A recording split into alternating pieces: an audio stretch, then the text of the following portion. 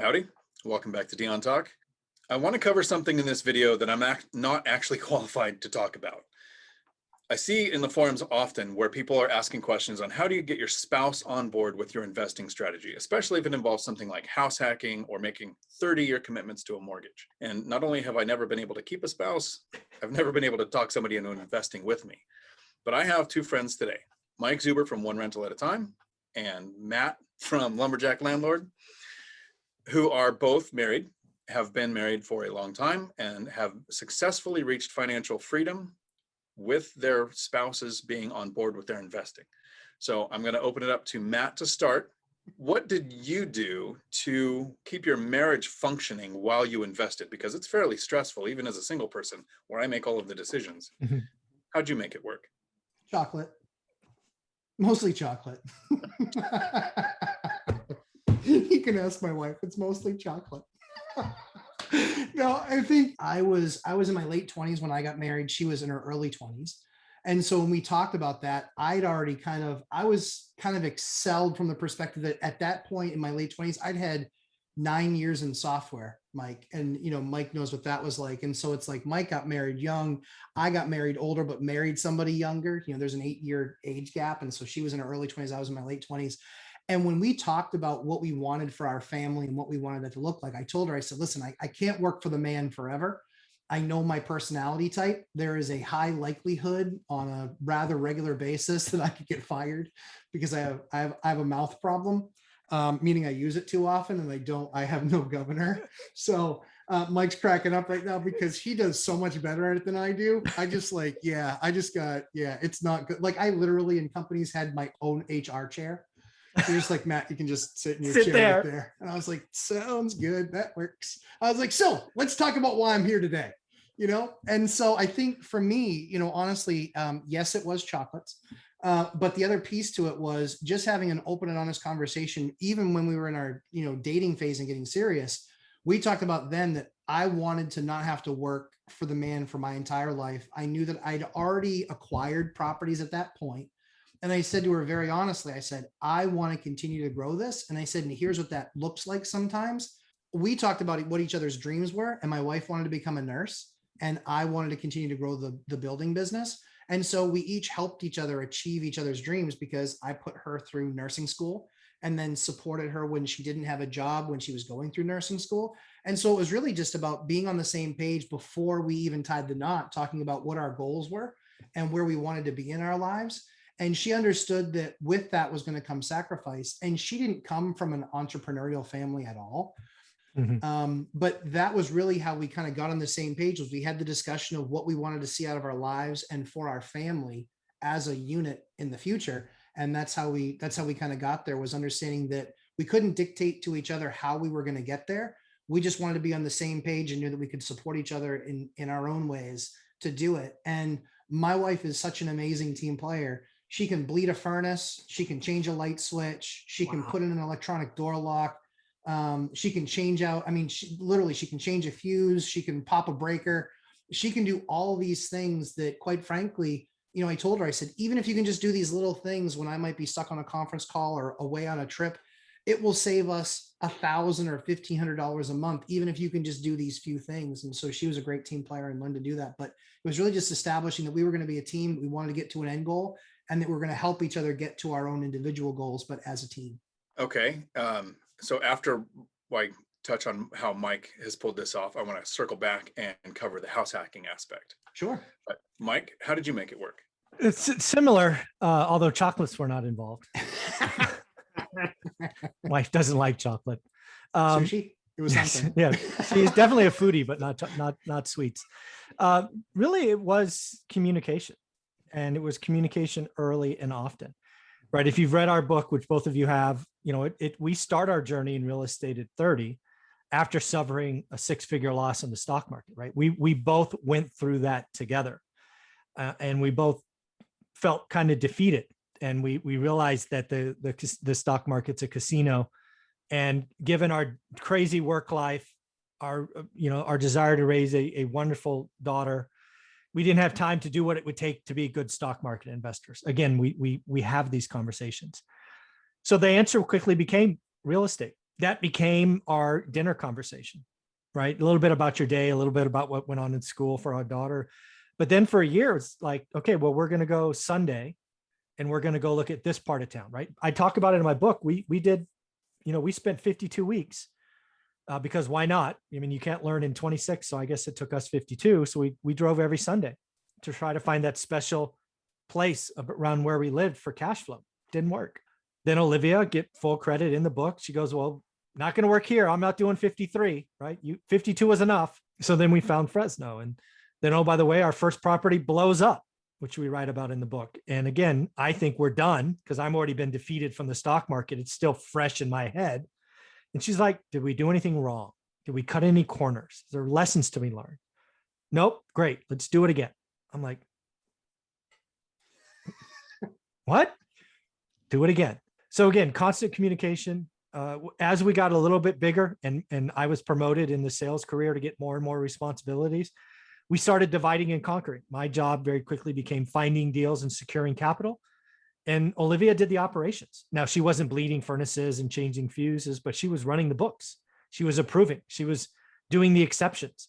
Frankly, she spent more time managing our portfolio in a 5-year period than I've spent in 20 years. So she was a tremendous partner. But again, it's consistent communication. Another thing I did that's probably important is I gave her veto power. We were buying a lot of stuff in 2010, 11. A lot of it was rough because people were just treating properties so badly. Ended up giving her veto power. If we ever went to a property, she could say veto and I couldn't ask her why. I mean, it could have been for whatever reason. She used it a couple of times, which really hurt in the moment because my job was to find the deal, right? But, I just had to, forget about it and go find another one. Then we involved, as the properties got bigger, she retired first, years before I did. She kind of enjoyed that, right? But again, she stayed with doing the books, all of that. As we made decisions to sell or 1031, she's been involved. So as we were building, it's constant communication. And if she was ever nervous or ever had a reservation, I had to listen. The biggest difference I hear when people talk about this is they want to force their opinion on their spouse or significant other. That is a recipe for disaster.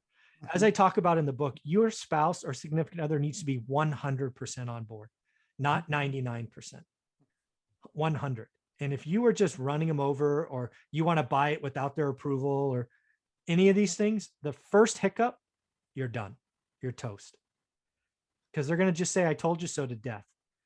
And not cool. So the biggest thing I could say is we talked early and often. Again, until I retired, she went down. I think there were only 2 trips I ever did to Fresno, which is again 2.5 hours one way that she didn't do with me. She's like, I'll go. So she's the ride or die in this portfolio and far smarter than I am. So I appreciate her. You brought up a good point when you talked about not forcing your opinion on your spouse.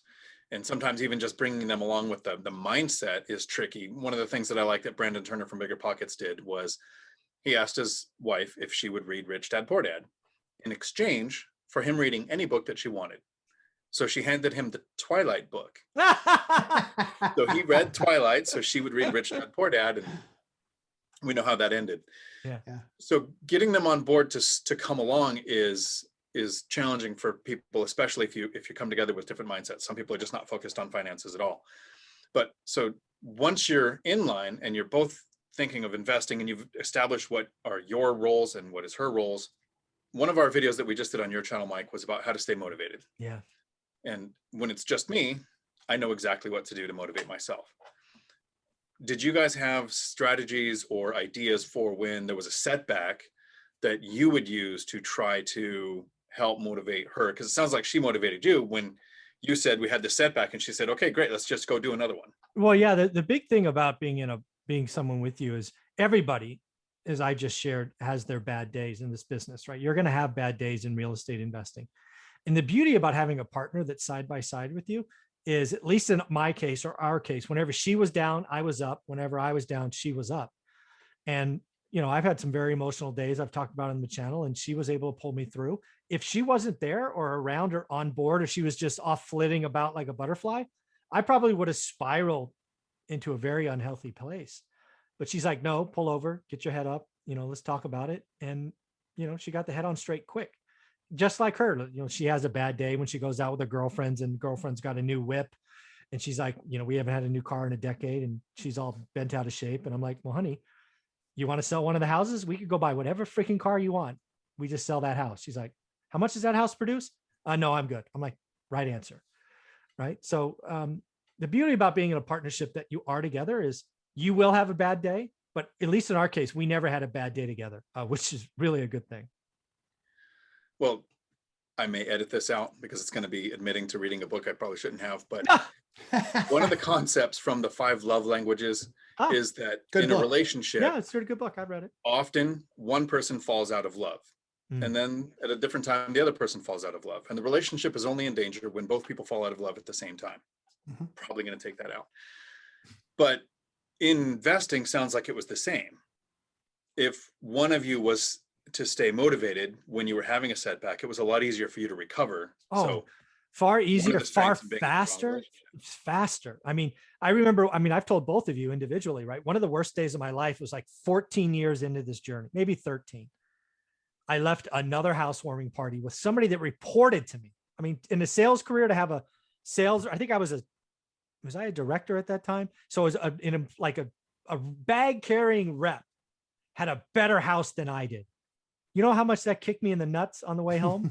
Man, that's like, I hope my boss doesn't see that, right? It's just like, it just tore my ego apart. I pulled over. I couldn't drive home. And it was like 5 miles. I could not drive home.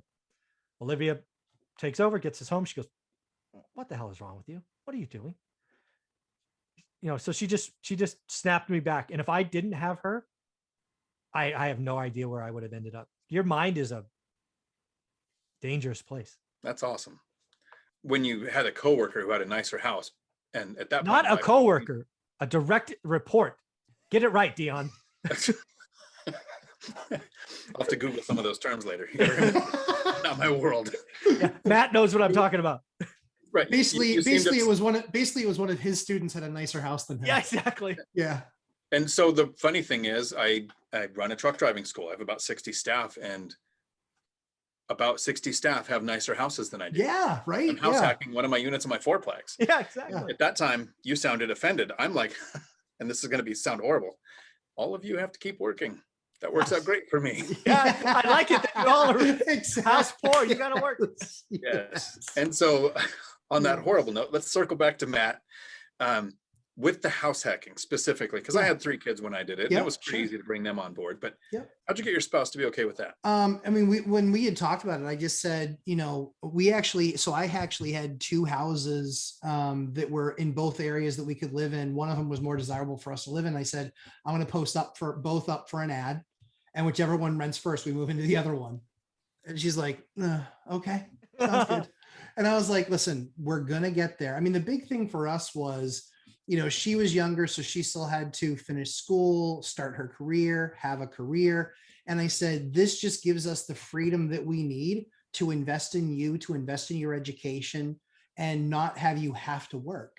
And I'd rather be able to give that to you where you can focus only on school and only on being the best nurse that you can be, while I'm working my W-2 job and also managing our portfolio and trying to do the best that we can. So it was a clear and conscious decision. Now, that being said, we house hacked the first 12 years that we were together.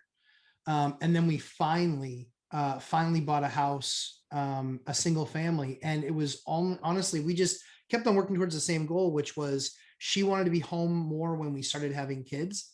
And I said, these changes that we're making and the things that we're doing, we've always lived well below our means, well below our means.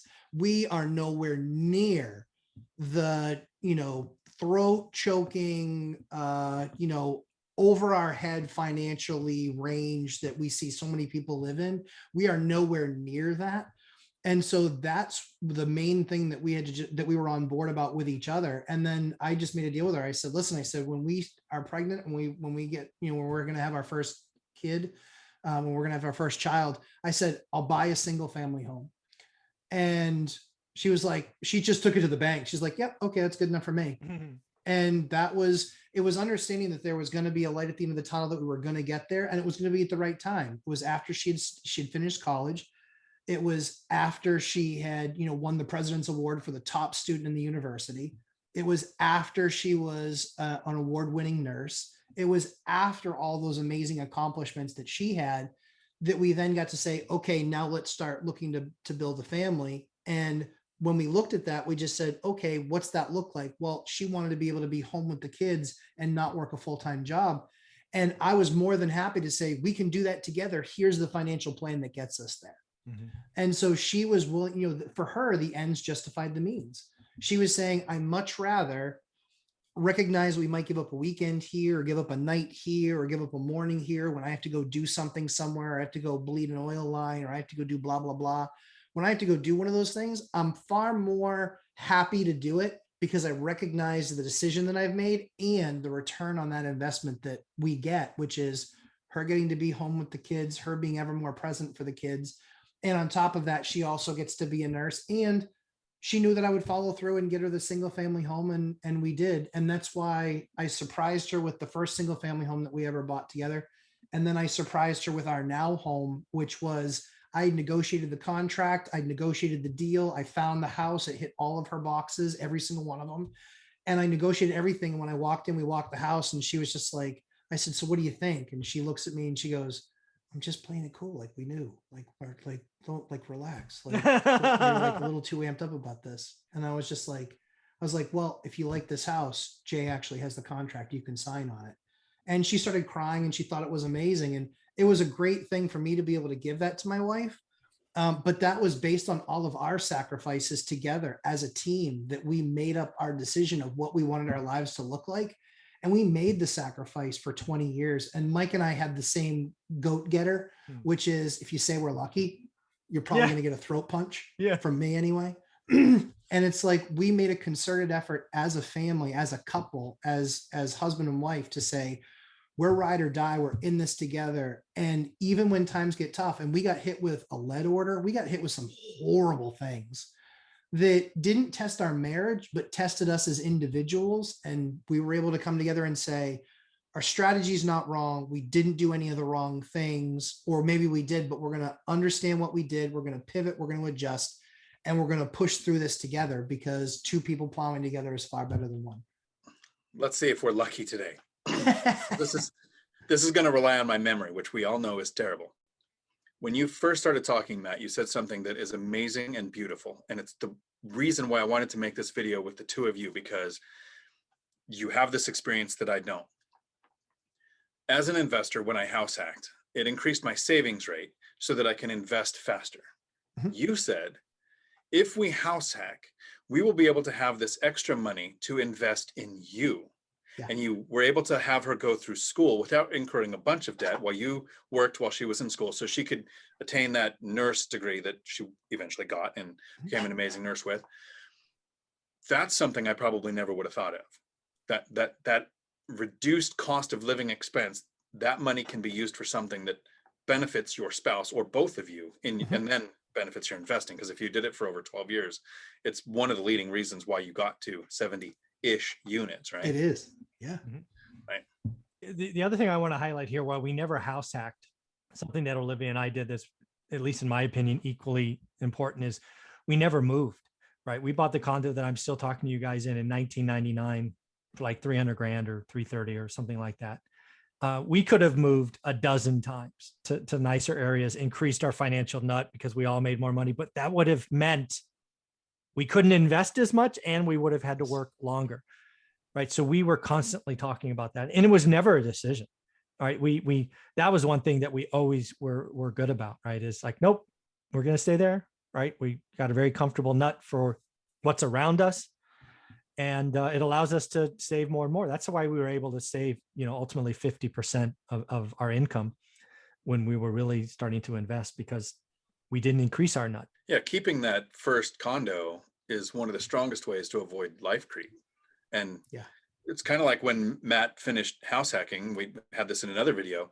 One of the caveats he threw in was, when we buy the place that we're going to live, it shouldn't cost us more than the unit that we move out of that we're going to rent out. Genius. So, right. And that plays right along with you, keeping the same condo. Yeah. And awesome. Well, I want to thank both of you for coming on here and doing this with me today. Someday I'm going to have a wife. But not today. And when that happens, I might reach out to both of you for advice. Very cool. Happy to do it. Mike, how can people get a hold of you? Go to your Google search bar and type in one rental at a time. Okay. And Matt, how can they find you? Lumberjacklandlord.com and Lumberjack Landlord on YouTube. Awesome. Thank you both. Until my next video, thanks for coming to my Dion Talk. We're sorry, the number you have dialed is not in service at this time.